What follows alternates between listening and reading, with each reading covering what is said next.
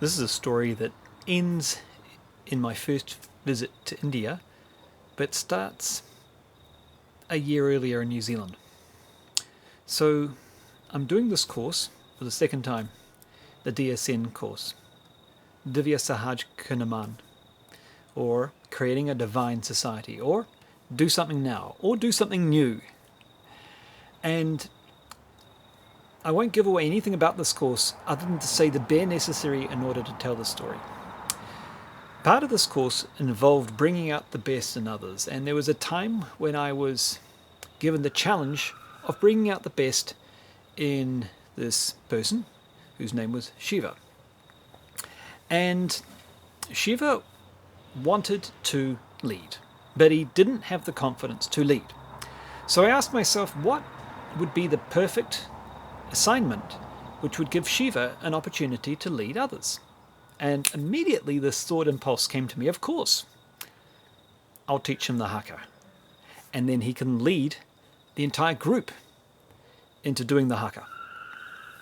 So I checked out with a Māori friend of mine to make sure that it was okay that I teach the Haka, and she went, kapai, kapai, go do it. She could tell the intention was pure, and it was to bring out the greatness in others, which actually is the whole point of the Haka anyway, it turns out, but that's another part of the story. So I then realized that I don't know the Haka properly myself, let alone am in a position to teach it to him. So then I study it, and I practice it. And the next day, I teach the actions and the intonation and the pronunciation to Shiva. Now, Shiva is a Caucasian, about 6 foot tall, slimmer than I, with a beard, and he was, you could tell two things were going on in his mind when I told him what he was going to do. He was kind of like, oh, and there was this combination of excitement and complete trepidation at the same time. I'm sure you can identify with those dual forces in operation, those opposite values. And so he said yes to the challenge. I taught him the Haka, and then he led it to a group of others. And our teacher, Manisha, she just loved it. And she was so inspired. She said, again! And then we did it again and again. So we had several encores. And that was a great experience for me, because it showed me how in a short space of time it was possible to help to bring out the greatness in another person just through having an intuition, sharing it, and through teaching. And that really was, at that time in my life, my first experience of not claiming the stage for myself, because remember, I'd been an actor and I'd been used to taking the stage and leading the Haka, and I'll be honest, there was part of me that wanted to lead it, but this was my experience now of being off to one side and letting him take center stage and him leading it, and my contribution being of service to him. In years to come, I would become a coach and realize just how much joy there is in giving and not having to be the one on the stage, but helping other people take that stage powerfully. That was perhaps my first real taste of it. So many things were cultivated and seeded through that one action. Now, fast forward a year and a half, 2006, Bangalore, India, where finally, after many twists and turns, a cancellation of a ticket, and a year and a half wait, miraculously, I end up in India. And who should be our teacher training course teacher but Manisha? And I look at her and I say, Manisha, and she looks at me and she says, Haka. And her second words to me are, you're going to lead this group through the Haka every day. I didn't think she was serious. She was serious. And for the next 10 days, every day, I led a group, this time, of men and women, Russians, Serbians, Americans, Taiwanese, Australians, New Zealanders, South Africans, Malaysians, Filipinos, you name it. people across the world in a multi-nation 110-person Haka. And it was an incredible experience. She loved it so much, she said, right, we've got to do this in Vishalakshi Mantap. Now, I wasn't so sure about that, because Vishalakshi Mantap, the temple at the Art of Living headquarters in Bangalore, is a place that I regard as synonymous with peace and tranquility and calmness and a meditative state of mind. And this Haka is a very powerful and, in my mind, perhaps a warlike series of actions. So there was a conflict in my mind. And she said, oh, by the way, Daniel, tell us what the Haka's about. What's its meaning? And I had this moment of near panic where I thought, I have no idea what it means. But I took a deep breath.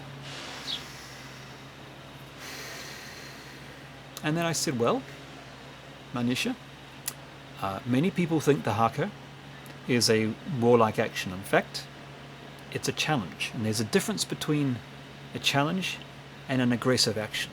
A challenge is actually an act of love. It's an act of service. It's laying the tayaha down at the feet of another person saying, are you worthy? Bring your best forward to meet this challenge. And part of me was saying, this is sounding good. And part of me was going, where are you pulling this stuff from? And I kept going. She said, yeah, what else? What else?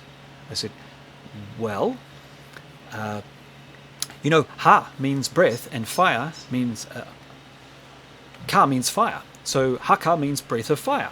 And, the puku, which is the solar plexus in Māoridom, is, this chakra here, the navel chakra. That's where the Kundalini Shakti energy comes up, raises up, and comes through the throat chakra, through the mouth, and is expressed.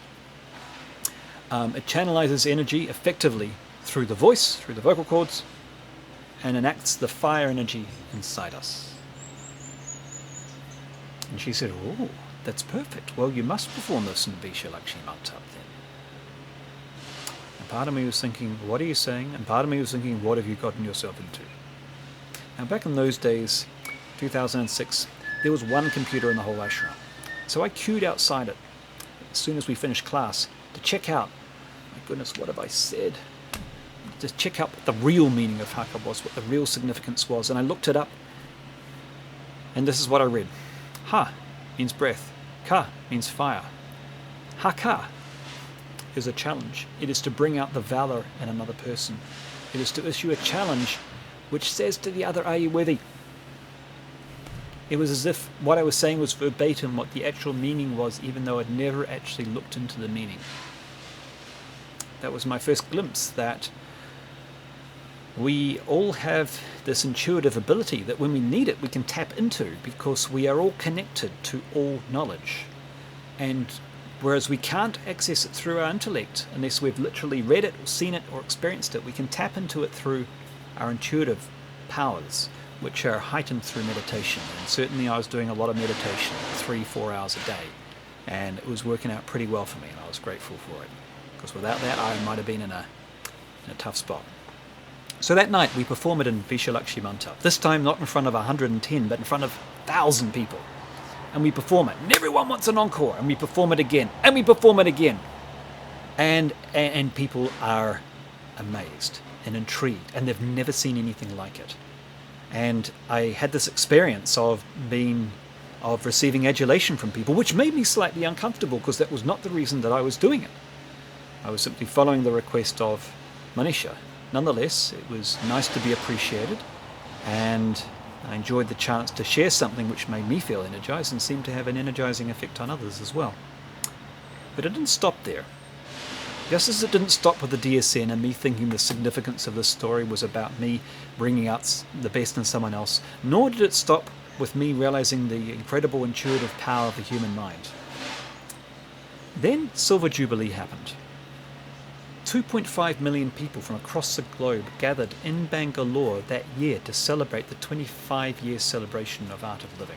And I was fortunate enough that my first visit to India would coincide with that time, and I stayed on longer to be part of that celebration.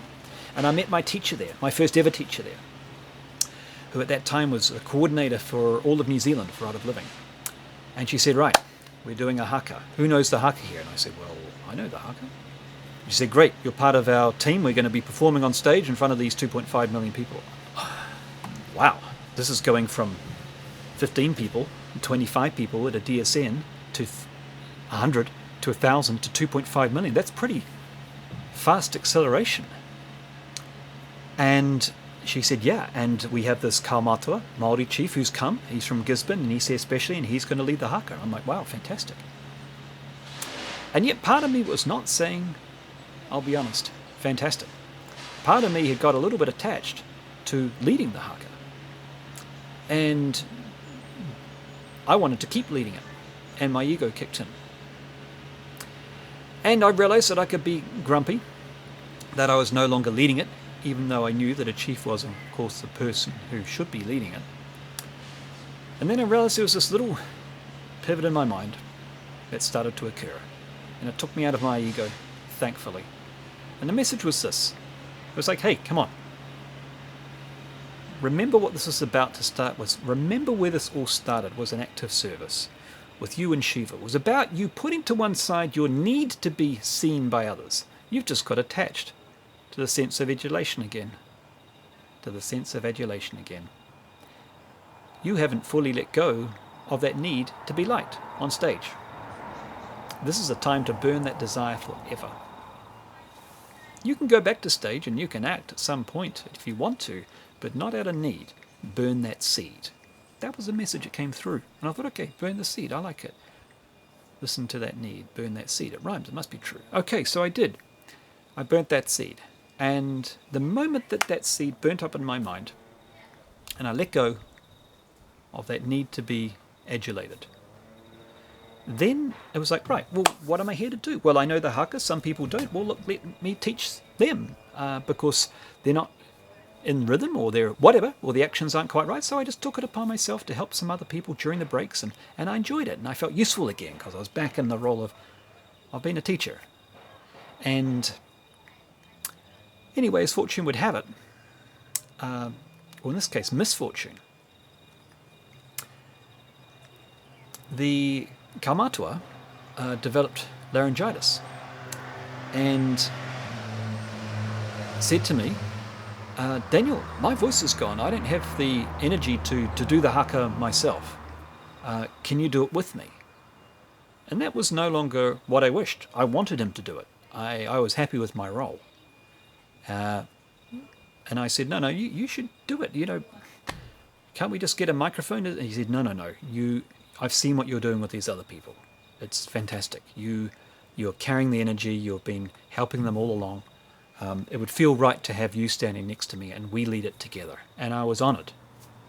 And I said, wow, sure. And so this Kaumatua and I stood shoulder to shoulder on stage in front of a group. 30 people behind us and 2.5 million people in front of us, performing the haka. And I remember still to this day looking out on the sea of faces. My guru was behind me, and in front of me I could just see face after face after face, head after head after head, until it became a blur. I could see these huge screens, not just one screen like they had at the concert in the park in Auckland, but 7 deep and 7 long ways.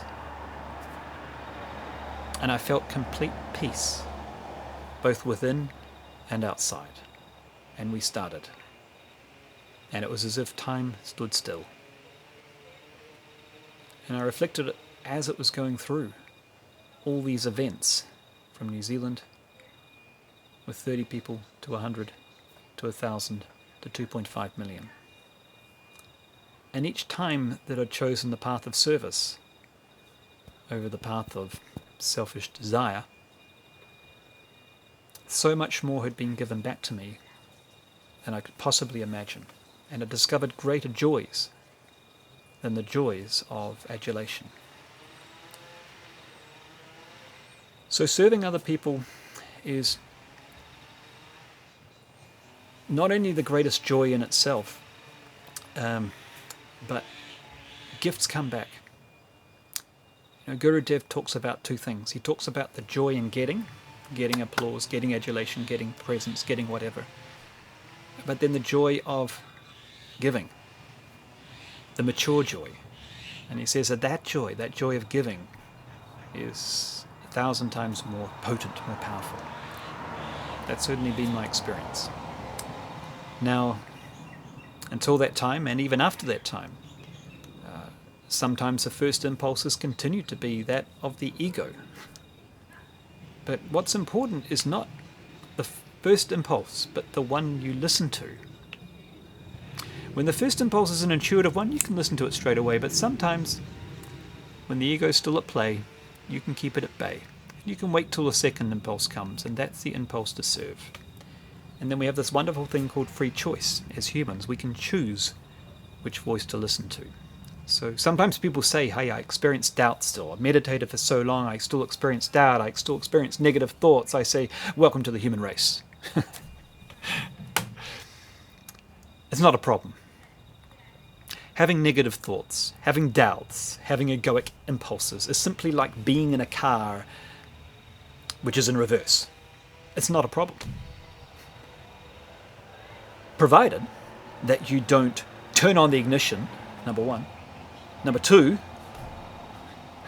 release the handbrake and the brake. And number three, apply the accelerator without checking your rear vision mirror. So there's a whole set of actions that need to occur to turn a negative thought into a karmic repercussion of some consequence.